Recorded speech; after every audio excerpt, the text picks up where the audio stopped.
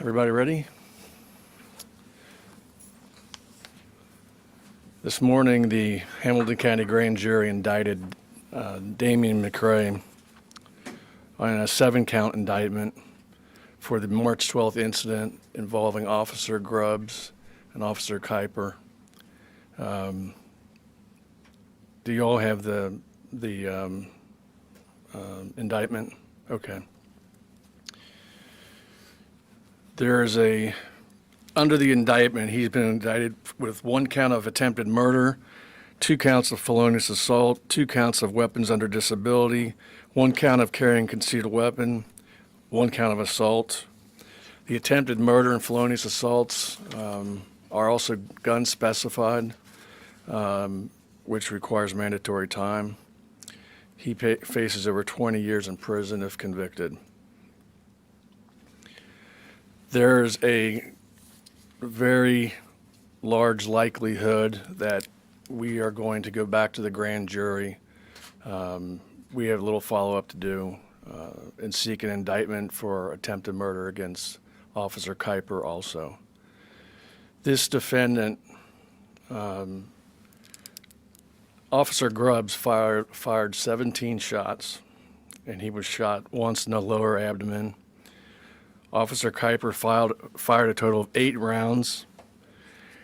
Damian McCrae fired 1 round successfully. He was carrying a Cal-Tech 9mm carbine rifle. It had a 30-round clip. It contained 10 bullets at the time of this incident. He also had on his person a .22 caliber with 6 rounds of ammunition in it, and he was carrying a Viper Tech stun gun. McCrae has a criminal record consisting of 26 misdemeanors and 14 felony arrests. Charges include multiple arrests for drug possession, drug trafficking, possession of drug paraphernalia, assault, resisting arrest, weapons under disability, aggravated menacing, obstruction of official business, carrying concealed weapons, and domestic violence. There's a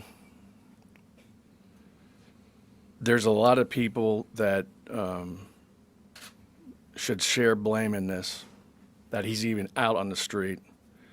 And it starts, frankly, with some state laws that were passed that on these low-level felonies, the judge is urged not to send them to the penitentiary.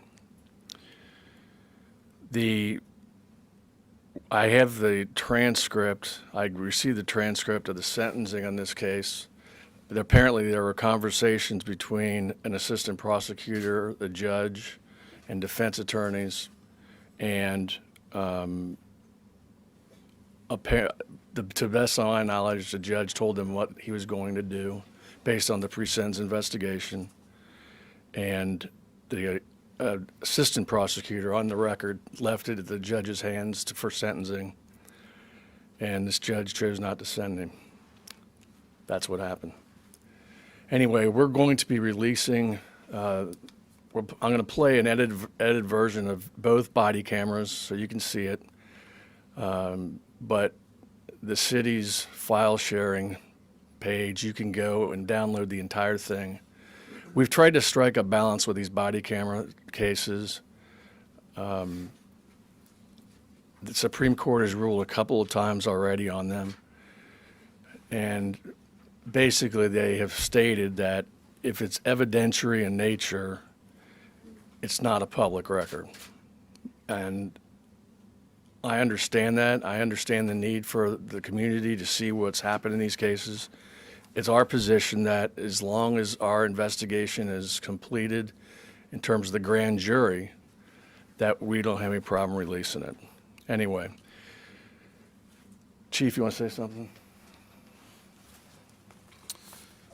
First of all, I'd like to thank the prosecutor for bringing these charges.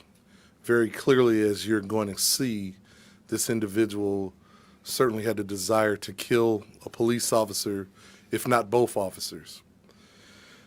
There are some things that occurred that I agree that really require some changes in our system, that an individual that can commit such acts should possibly be incarcerated before such actions take place.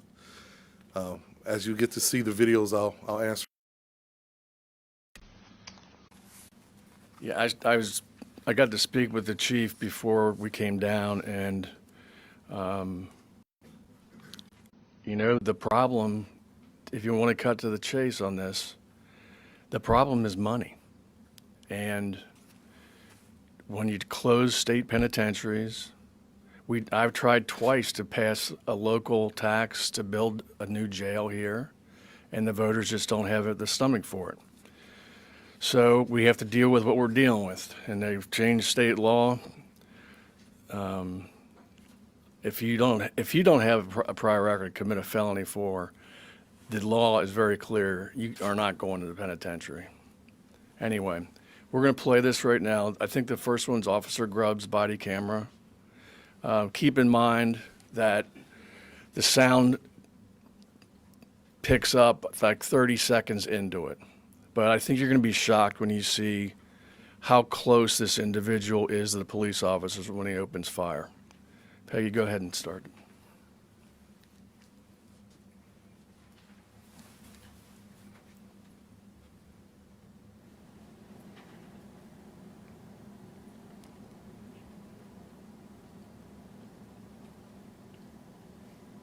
Officer's already shot by now.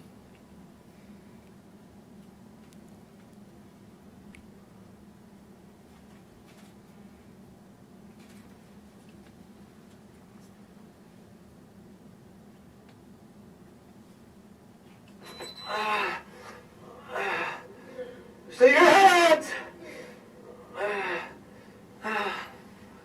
I'm struck.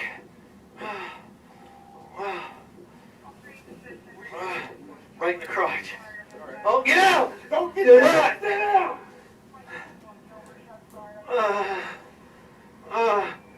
Give me your hands now! Give me your hands!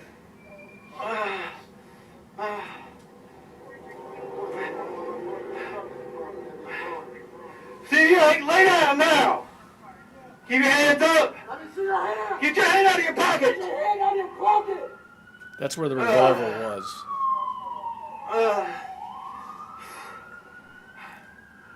Keep your hands up!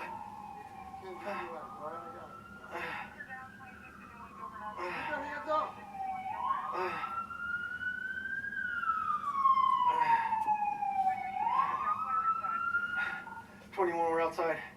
One at gunpoint. He has a gun right with him. He is up and alert.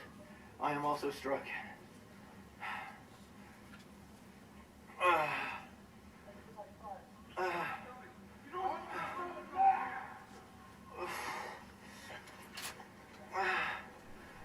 struck right in the crotch. All right. Expedite fire, please. I don't know where it's at either. It's in your. I think you got hit in the butt, kid. I got hit right. I'm not. Just lay right there and relax, okay?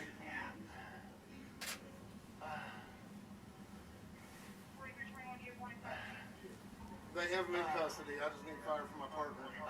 He is struck in the groin.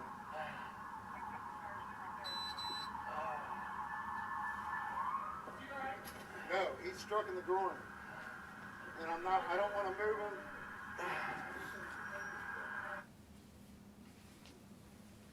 The next one's Officer Kuiper's body camera. And you can see a lot better in this one.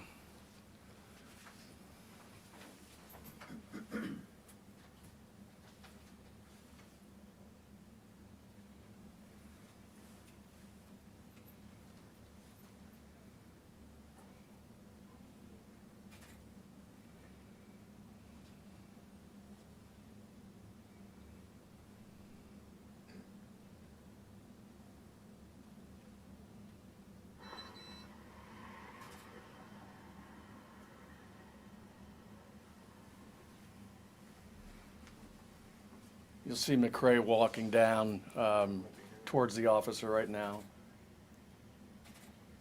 He's got the gun tucked back behind his leg.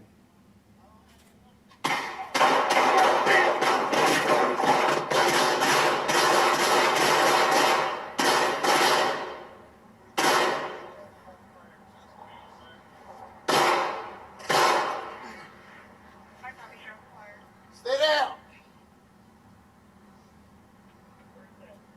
Let me see your hands.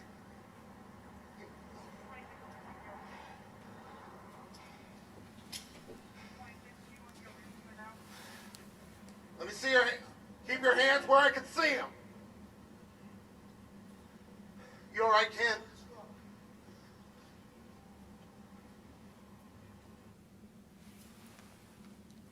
Here's some stills from this video. You can see the gun tucked behind his leg there.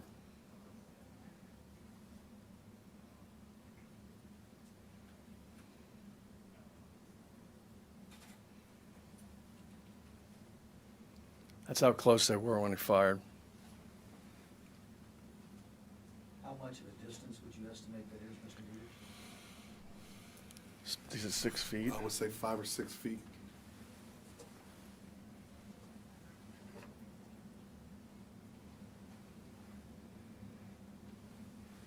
Is that it, Peg?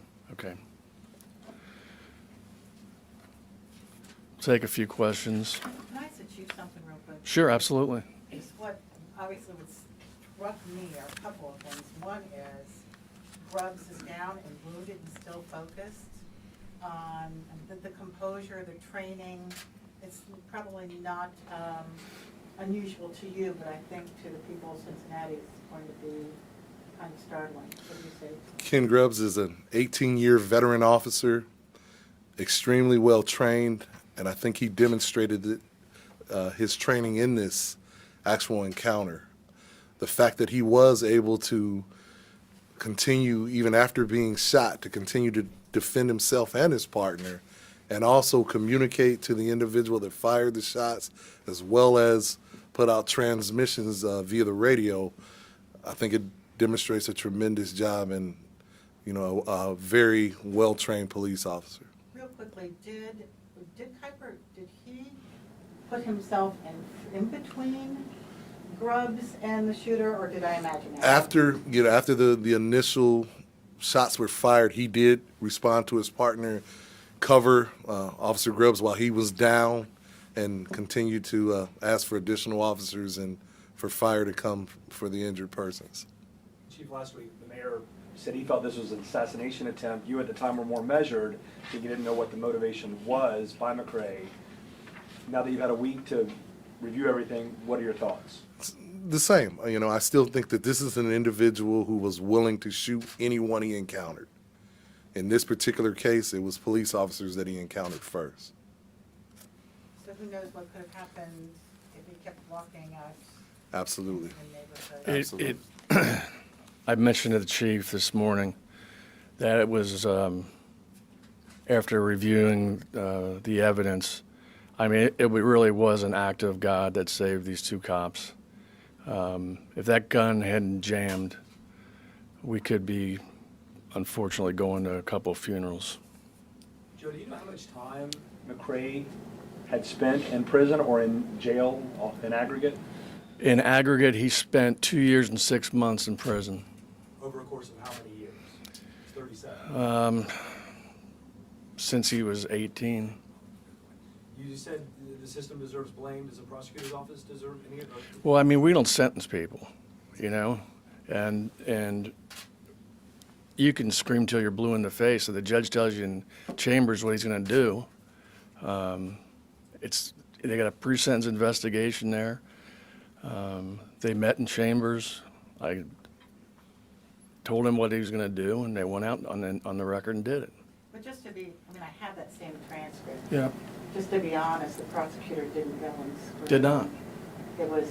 No, but I got to tell you, it is not uncommon for prosecutors to say, Judge, we'll leave it to the court. So place the blame. What do you want the people of Hamilton County to think about in the future, considering what this could have been? The blame goes to Damian McRae. That's where the blame goes, you know? How do you fix that? How do you fix somebody who's willing to take a gun and just walk up to an officer and shoot him? You put him away when he's selling fentanyl on the streets. Right. So who's to blame for him being out there able to do that?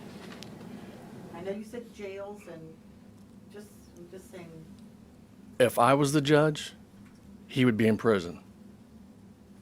so the blame goes back to the judge. It does, but you know, this is like a judicial nightmare when something like this occurs, because they put people on probation and community control all the time, and you know, then when this happens, but I again, I got to be honest. If I had a defendant with this kind of record and he came up in my courtroom, he'd be going to prison. Mr. Deters, the prosecutor's office also tracks defendants and their criminal history. Right. So what do you think the prosecutor's office should be doing to bring more attention to people who have multiple felony convictions, including convictions of drug trafficking and weapons convictions? Unfortunately, Higher priority well, at the the- time of sentencing. well, the judge, everyone's sitting there looking at his record. I mean, this isn't a mystery when they're sentencing somebody like this. They're looking at his record. They know exactly the time he spent. It took, go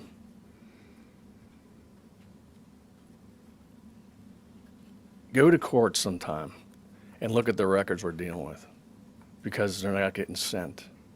And it's staggering.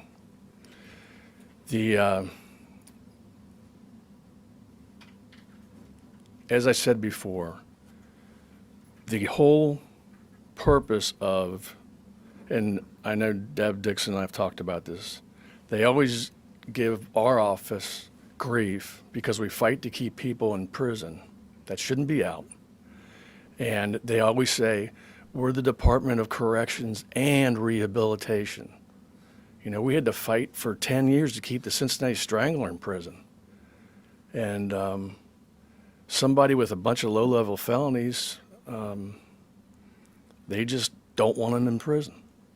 That's a fact. Can you describe specifically, would you say resistance or whatever words that you've used from time to time to describe a pushback from the Department of Corrections? Oh, I mean, exactly what do they say? I can How tell do you, they say? I mean, we respond to the parole board in every case when they're trying to let somebody out. And we do it so often that it's become a joke to the parole board. It's a joke to them. Oh, there's another letter from Deters' office, you know? I mean, some of the reporters in this room have been to these hearings, and they've seen firsthand how they deal with our requests to keep people locked up. And it's difficult. We just had to fight 2 weeks ago to keep a cop killer locked up. What, if anything, are they saying before the defendants are going to prison? I mean, what type of message, what type of request The parole are they board? getting from, no, not from the parole board, from the Department of Corrections itself? I mean, is anybody saying, hey, don't send these guys here? I mean, I know what the law says. There's certain crimes that have a presumption. Right. And they're for prison. And there are Right. others that have a mandate for community control, depending on Right. what's met. Right. But nobody is saying, don't send them here if you could It- send them here. The push to clean out our state prisons is a very strong one, and it's done legislatively. It can be done by a governor closing a prison, and I mean,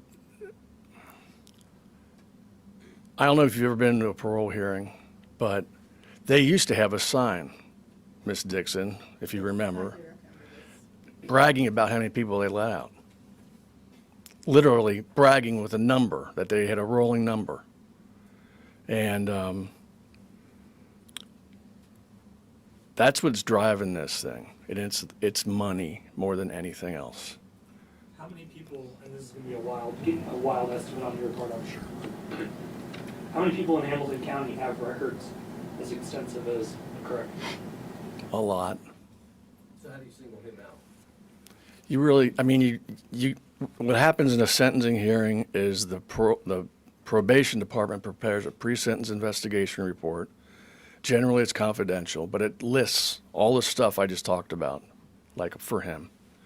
And the judge, with a few exceptions, has wide latitude to do whatever he thinks he wants to do, right? That's what they do. And he had never been accused ever of shooting at law enforcement before or anything like that. But he had a crap load of low-level felonies.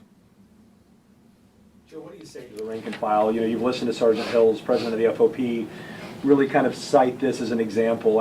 You know, you're often referred to as the top cop in Hamilton County. What do you say to the men and women in blue who are out there fighting every day to protect the streets? And this has frustrated them, I know, but I hear what you're saying too. There's a tension there. What do you say to the officers who are on the streets? Well, I can tell you this, that guy's going to jail for the rest of his life. But it's a tough thing to handle when the push from Columbus, the push locally, because we're so overcrowded in the prison system statewide and locally.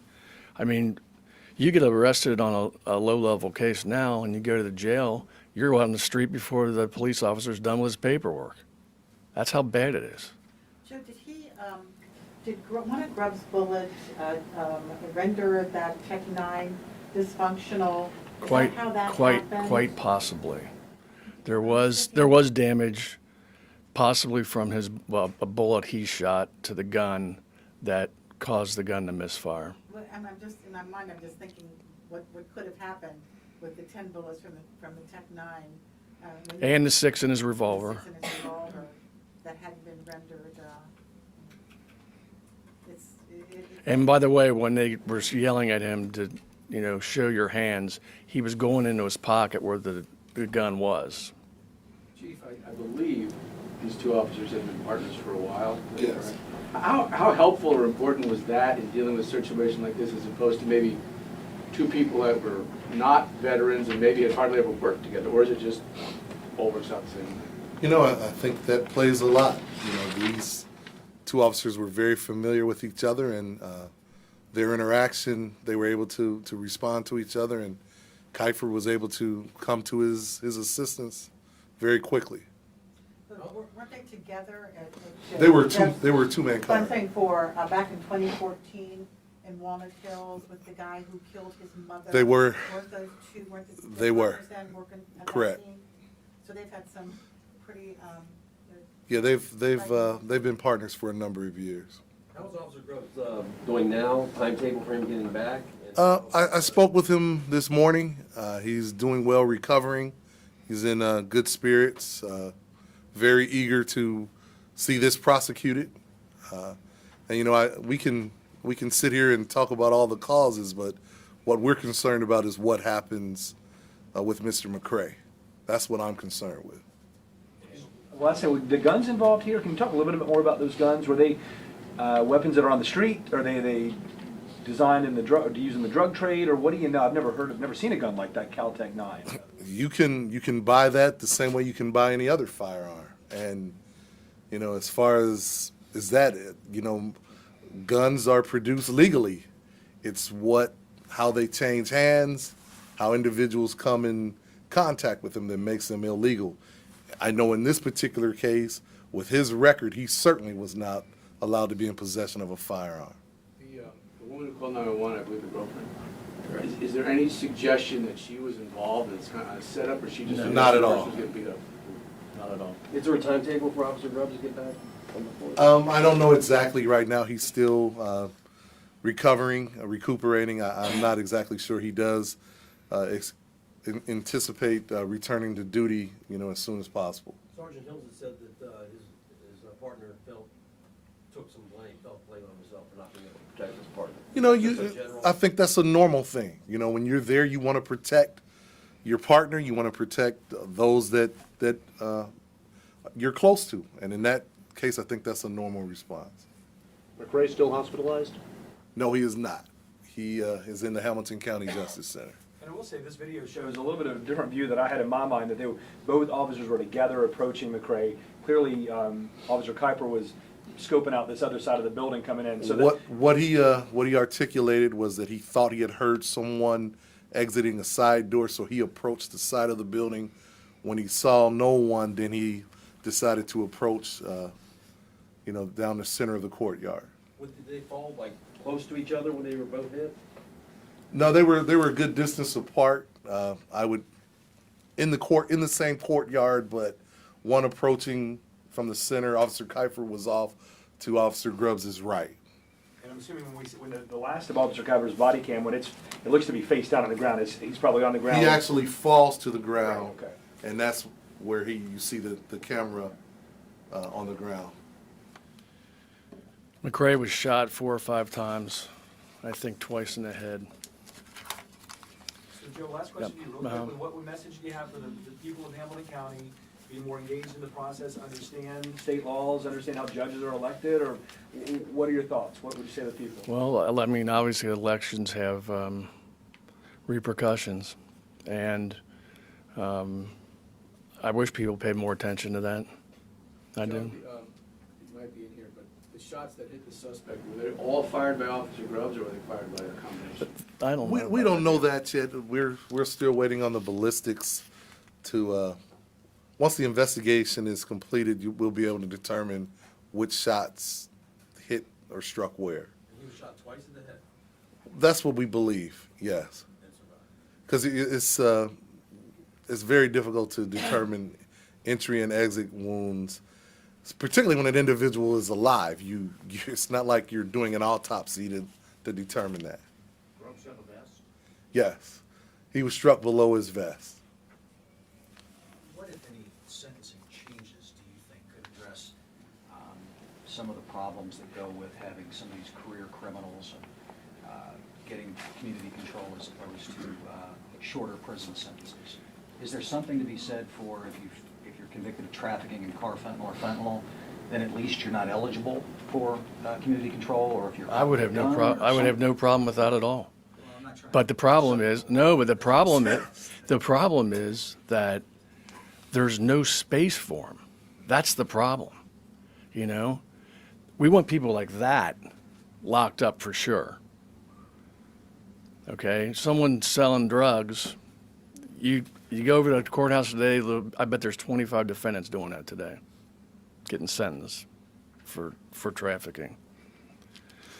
Okay, everyone, thank you.